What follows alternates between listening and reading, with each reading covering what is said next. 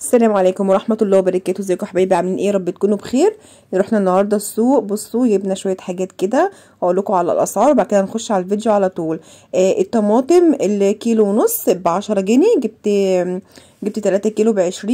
والفلفل الالوان الحلو ده الكيلو ب14. جبته علشان خاطر نخرطه كده طرنشات ونحطه في التلاجة، بينفعني في الفريزر، بطلع استخدم منه على طول.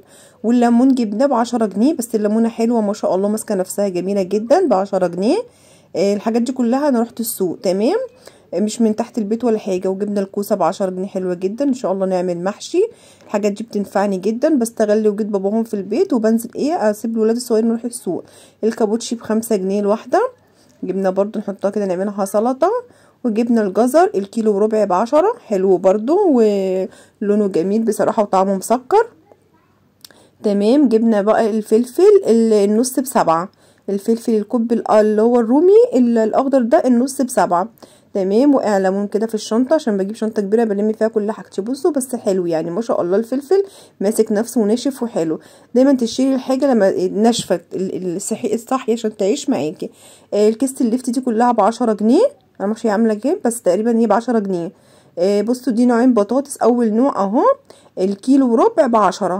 وجبت نوع تاني الكيلو ب5. هجرب منهم التحمير انه الاحسن فيهم تمام. دي نقطة حمراء، هي دي اللي ب7 جنيه تمام، او ب7.5. جبت ال4 كيلو ب30. والبطاطس التانية دي اللي هي البيضة دي جبت الكيلو وربع ب10.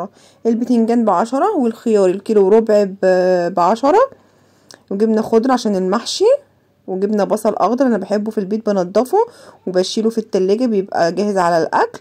وجبنا بنجر، ودي شحتها والله. الراجل قال لي يا ام بوسي خدي دوقي الجوافه، بس ما اشتريتش، بس قال لي خدي دوقيها. وجبنا البتنجان الكيلو وربع ب10. بس بصراحه البنجر انا مش فاكراه بكام بصراحه. مش فاكره البنجر بكام، تقريبا الكيلو وربع او الكيلو ونص ب10 برضو. البطاطا ب5 جنيه، جبنا 2 كيلو عشان نعملها كده صينيه. جبنا بقى خضرة محشي، ويلا بينا نخش على الفيديو. جبنا ايه كمان من السوق بس مكانش ينفع احطه على الرخامه. جبنا سمك بولتي، السمك البولتي ب40. جبت ال2.5 ب100 تمام. حلو جدا. السمكيه دي النضيفه المسمنه، مش اللي هي مزارع، لا سمكيه حلوه. طب اعرف المزارع ازاي؟ المزارع في ميه، المزارع لازم يتحط في ميه ويتنطط وهو في الميه، ده مزارع. اللي تلاقيه سمكه بيتنطط وهو مش في ميه ده ما يبقاش مزارع، ده يبقى سمك حي حلو. والسمكيه كده تبقى مسمنه كده من جوه وجميله. دي سمكيه بصراحه كانت مسمنه كده من جوه وحلو جدا. قلت لكم الكيلو ب40، ال2 كيلو ونص ب100 جبناهم، حلو جدا. بصوا انا عايزه اقول لكم ان هو منضفه يا دوبك انا غسلته. بص كمان السمك كده صاحيه وناشفه في ايديا كده، وصاحيه مش مرهرطه كده على نفسها كده، ومش حلوه طريه كده تحسوا ان هي بايته، لا السمكيه بتبقى بايته. كان بيلعب اصلا قبل ما وانا بجيبه كده والله، كان بيلعب. بصوا بيتنطط كده ما شاء الله، اللهم بارك. الف هنا وشفا. هنعمل غدانا ايه النهارده؟ انا كان عندي من كام يوم كده كنت جايبه برضو سمك مكرونه، كان برضو جميل جدا، وكنت منضفاه وحاطاه في الفريزر تمام. فقلت بقى يوم تاني اجيب بولتي، لان محدش بياكل المكرونه غير انا وباباهم. انا بعشق سمك البحر، يعني انا بحب سمك البحر جدا، كل انواع سمك البحر انا بحبه. بلادنا بيحبوا المكرونه ولا بيحبوا المازيلا ولا بيحبوا البربون والمرجان، بيحبوا الموسى، بيحبوا الجمبري، بيحبوا السبيط، بيحبوا الكابوريا. بس بصوا اهو كان برضو عامل 50 جنيه الكيلو، بس كان حلو جدا ما شاء الله وطعمه. بصوا كان جمبري والله العظيم. بس الولاد بقى يلا الله اللهم لك الحمد، متقدريش تغصبي عيل على حاجه، هما اليوم في الاسماك الكبيره اكتر. المهم كنا نضفناه، وانا اصلا كنت منضفه المكرونه شايلاه نضيف في التلاجة، دوبك طلع فك كده بحبه ميه وصفيته، وهبتدي ان انا اتبله مع السمك البولتي.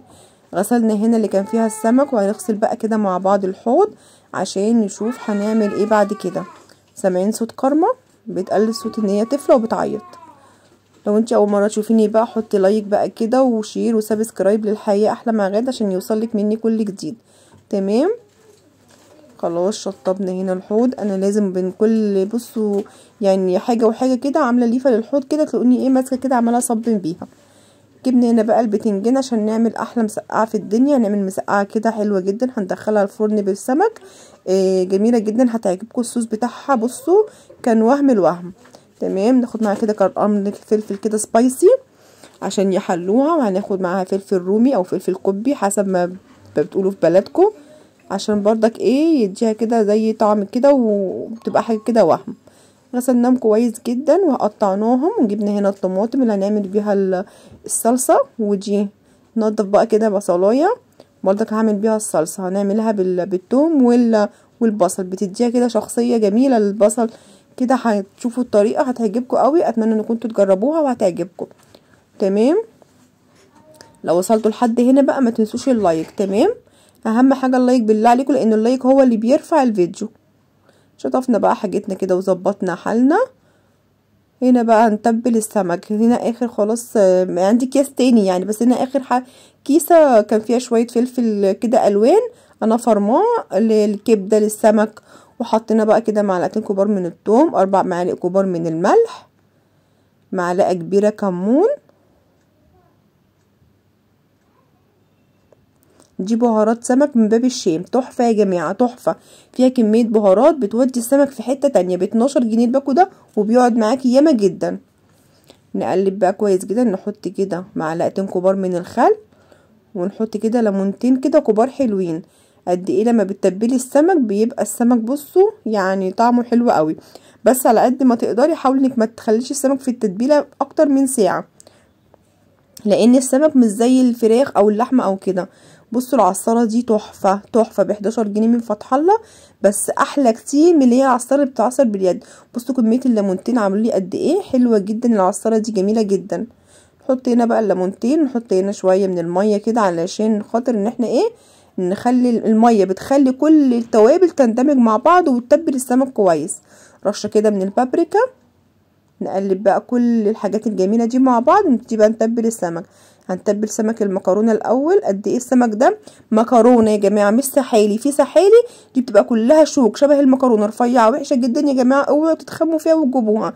لكن المكرونه بصوا الراس بتاعته كده بتبقى عريضه وبيبقى فيه شوكه في النص واحده بس، وحوالين منه كده قطعتين كده من اللحم ابيض زي الفل. ده المكرونه. لكن السحالي بصوا هتكرهوا نفسيكوا، هتبقى كلها شوك ومش حلوه. لكن المكرونه شوكه واحده بس في النص وبيبقى بوزها عريض. تمام، هنتبل هنا بقى خلاص. تبلنا بقى المكرونه، هنتبل بقى السمك البلطي. التتبيله كانت حلوه جدا، السمك كان طعم جدا. الايام دي المفروض ان احنا في ايام المدارس نركز خصوصا في الامتحانات، نركز جامد جدا على الاسماك والاوميجا 3. بس بقى الاولاد بقى بصوا مش عايزه اقول لكم. هنا بقى جبنا زيت كده في طاسه، وهنبتدي بقى نقلي ايه البتنجان. طبعا ما جبتش ايه ان انا اقطع معاكم البتنجان يعني، قلت اوفر عليكم الوقت. تمام، هنحمر بقى البتنجان كده على عين. وهنعمل هنا الصوص الاحمر بتاع المسقعه. هنا بصلايه انا بشرتها. الصوص ده حلو جدا يا جماعه، جربوه والله العظيم هيعجبكم بجد. وحاطين هنا معلقه من الملح عشان تساعدني في ان البصله تتحمر بسرعه. بصوا انا بقول لكم ان انا بطلع البتنجان فاتح، اللي بيحب يطلعه اغمق من كده براحته، بس انا بحب اطلع البتنجان اللون ده بصراحه، بيبقى طعمه جميل ما بيبقاش ممرر كده. هنبتدي بقى نحمر كده يعني كله ورا بعضه.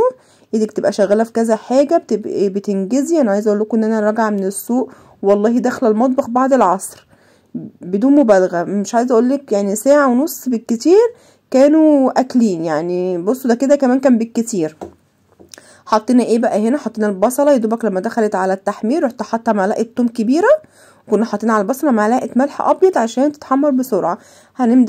هنعمل بقى كده كل التوم مع البصل لما كده ياخد لون كده وردي، هنبتدي ننزل بالطماطم. تمام، الصوص ده حلو جدا، اعتمدوه على المسقعه بالسمك حلوه جدا. حطينا كده معلقتين كبار من الخل، حطينا ملح، كمون، بابريكا، رشه من الكزبره، رشه من الفلفل الاسمر زي الفل. هنحط بقى توابل، حبه توابل كده، رشه سكر، حبه توابل كده يا جماعه من البهارات بتاعه السمك دي من باب الشام، جميله جدا بتديها طعم برضو حلو قوي عشان هنعمل بيها سمك. تمام، لو انت مش تعملي بيها سمك شيلي بهارات السمك. هنجيب هنا بقى معلقتين كبار من النشا، كنا اخد معلقتين اللهم لك الحمد. هنحط عليهم بقى كده 4 معالق كبار من الدقيق، معلقتين كبار ولا 3 او 4 كمان عشان انا هقلي كميه سمك كبيره. هحط من الدقيق الذره الاصفر. تمام، رشه من الملح، رشه من الكركم، بتديها بصوا تست وطعم حلو قوي قوي. طب ليه كل اللي حاطه ده؟ الدقيق طبعا عشان التحمير، النشا عشان ما تخليش الزيت يتحرق منك والسمكه تتحرق منك، الدقيق الذره بيديها قرمشه كده وطعم حاجه كده وهم، الملح والكركم بقى يطعموا الدقيق. تمام. هنقدح هنا الزيت وهنبتدي بقى ايه نحط السمك في الدقيق ونقلي على طول. تمام. السمك البلطي هطلعه لونه مقرمش بس لونه فاتح اللي هو المقلي. السمك البلطي اللي هيتحط في الصلصه هغمقه سيكه عشان ما يطرش في الصلصه، يبقى كده غامق كده ماسك نفسه كده. تمام. هتشوفوا معايا. لو وصلتي بقى لحد هنا ما تنسيش اللايك، بقول لكم على كل معلومه وكل تفصيله والله بما يرضي الله، بس ما تنسيش بقى في اللايك. خلاص انا كنت خلصت البتنجان وقليت الفلفل وحطيتهم في البايركس اهو الرخامه هناك عشان احط عليه السمك. هنا بصوا لون السمك حلو ازاي. هنقله بقى الناحيه التانية عشان هنعمل رز. تمام. نعمل بقى شويه رز صياديه كده حلوين، هقولك تطلعيه ازاي عشان انا اتسالت يعني مساله كده شخصيه كده من بنوته قالت لي انا الرز دايما بيطلع مني معجن خصوصا بتاع الصياديه. طب انا هقولك تعمليه ازاي. تمام. احنا هنا جبنا بصلايه بشرناها وحطيناها في الزيت بعد ما قدح، وهنحط عليها معلقه من الملح لحد ما لون البصله اللي انتي حباها. بصوا احنا بصوا اللون بقى جولد معانا ازاي، هنغمقه كمان سيكه. تمام. هقولك تطلعي الرز الفلفل ازاي. بعد ما لون البصله ياخد اللون الحلو هنبتدي ننزل بالرز يا غدا. بالرز مش بالميه، ده بالنسبه للمبتدئين اللي عايزين يعملوا شويه رز مفلفلين. هنمسك بقى الرز بقى مع البصله بالملح بالكمون، يعني حطيتي شوفي انت لكل كوبايه رز معلقه ملح ونص معلقه من الكمون. هنبتدي بقى نقلب البصله مع اللهم صل على النبي، نقلب البصله مع الرز لحد ما الرز والبصله ياخدوا لون واحد. تمام. بس نطلع السمك ونحط غيره. خدت بالكم انا مطلعه السمك اللي هيتحط في الفرن غامق شويه. هنبتدي بقى نحمر بقى. بصوا اللون شايفين وبقى مفلفل. انزلي بقى بكميه الميه بتاعه الرز بس، ملكيش دعوه بالبصله، هيطلع منك شويه رز مفلفل هتدعيلي عليهم. تمام زي الفل. لما يغلي نبتدي ايه نوطي. نبتدي هنا بقى نقلي ايه سمك المكرونه. هوريكم حتى بعد ما قليت كل السمك البلطي قد ايه السمك المكرونه طلع برضو لونه تحفه. بسبب ايه يا غدا؟ بسبب النشا. والسمك اللي انا مغمقاه ده مغمقاه عشان انا هدخله الفرن، لازم يبقى اغمق شويه من السمك المقلي. تيجي بقى نقلب سمك المكرونه مع بعض. بعتذر يا جماعه على صوتي وعلى نفسي بجد، بعتذر بجد سامحوني. بصوا هنا اللون بقى بتاع السمك حلو ازاي. وننزل بقى عليه بالصوص اللي احنا عملناه الاحمر ده وندخله الفرن ايه قيمه مثلا ربع ساعه كده. هتطلع السمكيه تحفه تحفه. اتمنى انكم انتوا تجربوه هيعجبكم جدا. تمام زي الفرن. انا كنت مشغله الفرن والمروحه. هدخله بقى. بصوا هنا لون المكرونه طالع بصوا وهم ازاي وكان طعمه في منتهى الجمال. وادي الرزايه يا حبيبتي. بصوا اهو ما شاء الله اللهم بارك. الرزايه برزتها اعملي بالطريقه دي بجد هيعجبك جدا وهيبقى سهل معاكي. هنطلع بقى هنا صينيه المسقعه بالسمك. شايفين بيتبقبق ازاي.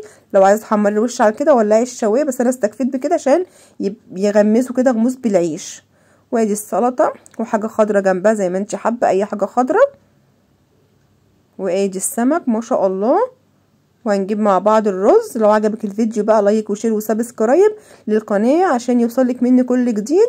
واشوفكم على خير والف خير وسلامه. وادي السمك بيقول لكم يا جماله. سلام عليكم. باي باي.